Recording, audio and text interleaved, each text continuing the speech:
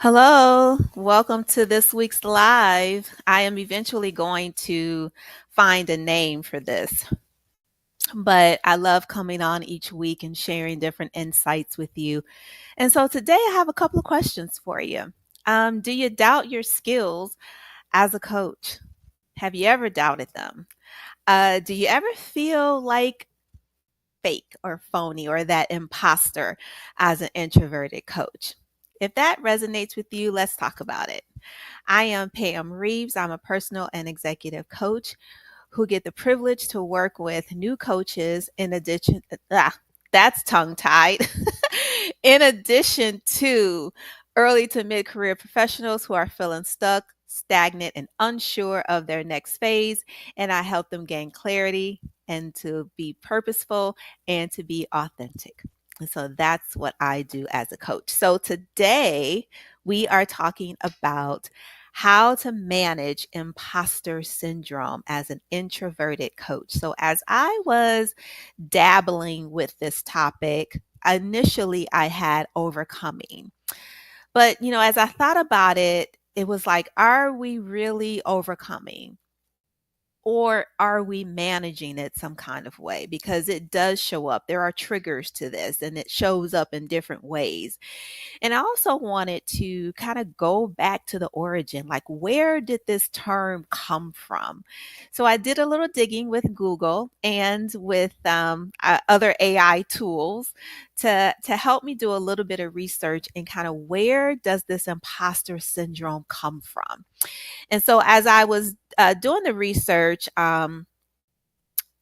actually it was back in the late 70s. So in 1978, psychologists Pauline Rose Clance and Suzanne Imes coined this term, imposter syndrome. But did you know that before we call it imposter syndrome today, but actually it was coined imposter phenomenon? Yeah. That's what it was originally called. And that's what I'm going to refer it based on our session today. Just as we're talking today, that's what I'm going to reference it as. But it was associated with women, high achieving women, who were unable to internalize their own success. And now we know, as further research has gone on over the years and to where we are today, that this imposter phenomenon does not just impact women that are high achievers, but it also impacts everyday people from all genders and all backgrounds.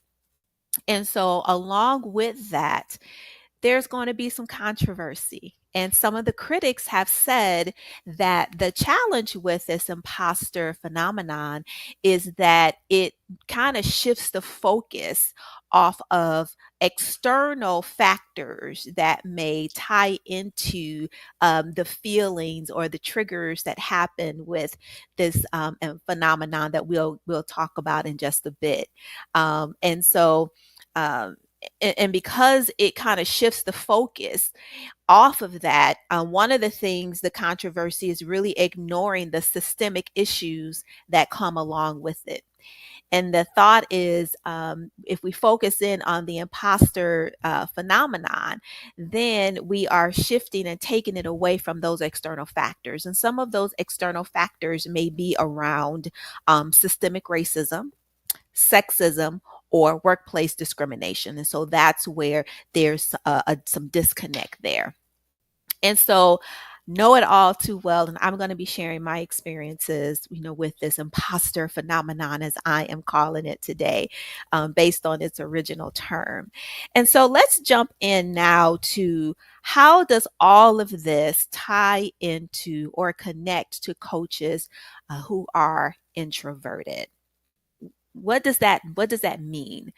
And so for us as coaches who are introverted, and I put myself in that bucket as well, for the purpose of our sessions, this discussion today, we're inward focused.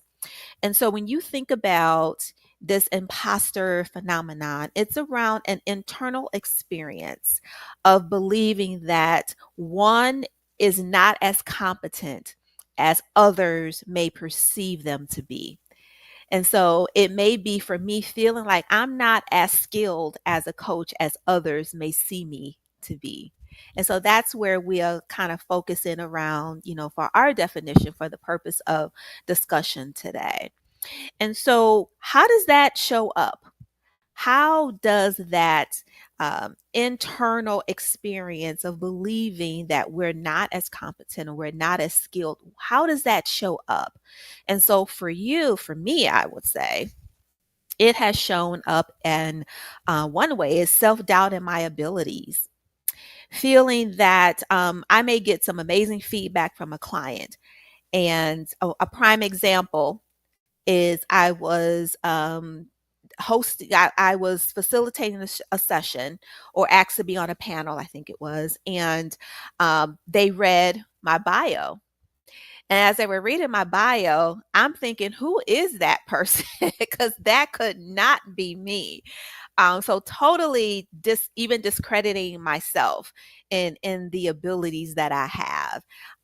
And so, or as I was starting to say, you get feedback from a client or even just from other peers or whatnot. And you get feedback on how they perceive you. And it can be really good, amazing feedback. But it just kind of goes over the head, or it's, oh, it's no big deal. Oh, it's okay, things like that. And not really embracing the skills that we have. So that's how it has shown up for me, is self-doubt in my own abilities. Another way it has shown up is the fear and of failure. Perhaps you've worked with a client and they decided to go and work with someone else. And so now you are questioning your abilities. And, did I say something wrong? Did I do something wrong? And sometimes it just may be that it wasn't a good match. And that's okay. That's totally okay. So it shows up in that failure, feeling like you're failing. Another way it shows up for me is around that feeling inadequate, feeling that it's not enough. Even with all the training, as coaches, we go through, all of our training to have those certifications. If you are a member of ICF, then ICF has its own requirements. And so even with my initial coach training, being an ICF certified coach, having, 360, being able to do 360 assessments, being able to be certified as a group coach, part of group coaching certification, and did the DISC and motivators, you would think that would be enough. That's like more than enough. But I was always looking for something else, something else. What is there? And so eventually, sometimes I have to tell myself, no, Pam, that is enough. And so those are some ways that it has shown up for me. And so, what about you? Does this resonate with you? Have you seen it show up for you in other ways? Because it is definitely there. And I think one of the things, and let's jump into some strategies. And one of those strategies is around challenging our beliefs, our limiting beliefs. Um, Remember, here's something that I saw, that thoughts are just thoughts, doesn't make them facts. So because we're thinking things doesn't mean that it's true, and doesn't mean that it's factual. So the question becomes, what are you saying to yourself? What am I saying to myself? And so ways to minimize some limiting beliefs when I think about that imposter phenomenon is to really start thinking about affirmations or scriptures. What is some words that you can say to yourself so that when those triggers happen and you can sense and when it's coming on, when you're getting ready to doubt yourself, what do you say to combat that? So I have something right here on my computer. I'm looking at it right now that says, "My words have power. Speak life always." And so I always remind myself that my words have power and what I say have power. So if I'm speaking negative, what's going to happen? That negativity may pop up. And so I need to begin to speak life because my words have power. I also tell myself I have a affirmation on my mirror in my bathroom that says that I have everything that I need. I lack nothing. And so I'm often reminding myself of that when I'm thinking, do I need another certification? Or I'm thinking, do I need to do something extra? Remember, you have enough. You have everything you need. You lack nothing. And so those are reminders for me. Also, another strategy to help when that imposter phenomenon, triggers come up is to celebrate your achievements. Think about all the successes that you have. Celebrate those achievements. Another thing is keep track of positive feedback. Yeah, those testimonials, when you're feeling like you're not satisfied with your skills, or maybe you're doubting yourself, read some of those testimonials and allow those to be your motivators to keep going, because you're helping people whether you know it or not. And so those testimonies really help you to be motivated, and it kind of helps you with that inward, because as introverts we're inward focused, and so we internalize a lot of things. So begin to internalize those positive things so that it can overshadow the negative things. Another strategy is to think about your inner circle. Who are those people that you can reach out to? Do you have a social group or a social circle that you are a part of? If you are a member of ICF, you know that ICF have chapters throughout, and maybe there's a local chapter near you that you can join and participate in to help you as you're going through these experiences, and to help validate your learnings, and to help validate you as a person. And maybe you have a close friend or someone who can really help go along this journey with you, so that you are not out there by yourself. So, and then lastly, that what you can do, a strategy, is around reflective practices. And so, like I said, as introverts, we're inward focused. And so that imposter phenomenon can be a challenge for us, because not only is that imposter is causing us to self-doubt, causing us to challenge our own abilities. We have that going on top of internalizing everything else. And so for us as introverts, is really leaning into those core strengths of ours, and where we have a natural ability to have some deep listening and introspection. And so turning inward to reflect on what's going on around us, and what's positive, what is going well, and how can I continue to leverage that.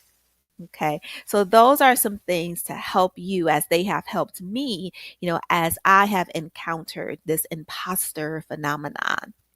And that takes me into, as I begin to wrap this up, this takes me into, this is ICF International Coach Week. And so, as part of celebrating this Coach Week, I wanted to give back in a way. And so, I am doing a master class on reflective growth. I'm going to share this with you here. I'm going to make it a little bit bigger here. And it's a live masterclass on inside out reflective growth for introverted coaches. So if this topic resonated with you and wanting to know more about reflective practices, then join me on Friday, May 17th at 12 p.m. Central Time. If you are part of my email list, the link went out this morning for you to register. And if you are part of my LinkedIn community, the post was posted today, and you have an opportunity to register. And trust me, it is a very, very small group. As introverts, we like to keep it small and intimate. So it's curated for a small group. And so join me, and let's talk a little bit more about um, how to have those reflective practices. And next week, as I bring just kind of wrap this all up next week on live, I am going to be talking about enhancing your coaching skills as an introverted coach. And so we'll talk about some of the common challenges that happens with us as coaches, and strategies to increase our effectiveness. And so I do want to add a little note here. This imposter phenomenon can really run deep. And you can practice these strategies and still feel some kind of way. Um, so if this imposter, phenomenon, as I'm calling it from its original name, if it is holding you back from being the best version of yourself, if it is keeping you stuck from putting your best foot forward, what I would say is get help. Get professional help. If you've tried all of this stuff and you still feel like you're not making waves, you still feel that this is overshadowing you and it's too much, get professional help. Get the help that you need. It is okay not to be okay. This month of May is also Mental Health Month. And so I wanted to make sure that, as I was talking about this imposter syndrome, and even just talking about one of the ways that it is the controversy with it as well. We can try a bunch of different things, and many of the things that I share with you are my own experiences. And so, and for some people can try it and it works well for them. And for some, it might be a little bit deep. And if this is you, that where you're feeling like trying some of these things, or it just may be a little bit deeper than what some of these strategies can do, please know that it is okay for you to get help. Get the support that you need that is going to help you to be the best version of yourself. All right. So, with that, I will end it here. So, until next time, keep elevating your potential and exceeding your limits. Have a great night.